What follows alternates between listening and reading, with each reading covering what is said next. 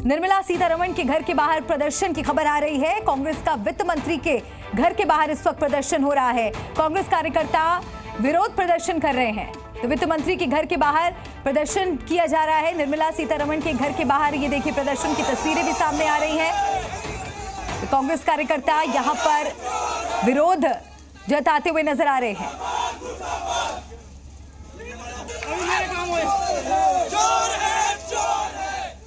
गली में शोर है, गली गली में शोर है।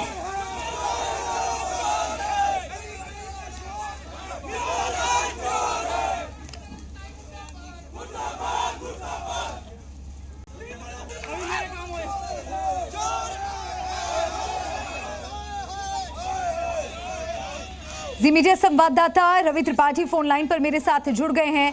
रवि, ये प्रदर्शन की तस्वीरें हम देख रहे हैं, विरोध यहां पर जताया जा रहा है और निर्मला सीतारमण के खिलाफ जमकर नारेबाजी हो रही है।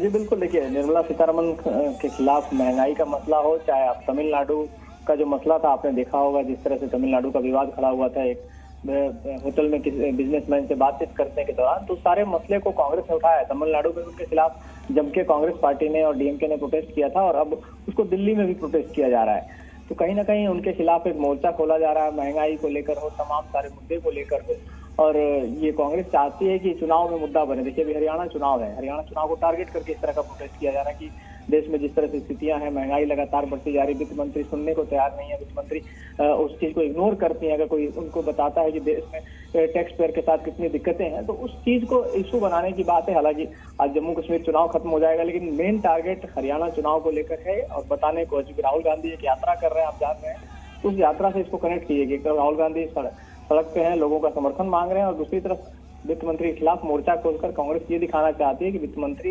लापरवाह है और वो जनता की अनदेखी कर रही है। इस मैसेज देना चाहती है कांग्रेस पार्टी, और ये ज्यादातर कांग्रेस के यूथ विंग के नेता हैं जिन्होंने आज प्रोटेस्ट किया उनके घर के बाहर। यानी कि कुल मिलाकर देश की मंदी को लेकर यहाँ पर वित्त मंत्री निर्मला सीतारमण के घर के बाहर युवा कांग्रेस की तरफ से ये प्रदर्शन हो रहा है। क्या बीजेपी की तरफ से इस पर कोई प्रतिक्रिया आई है?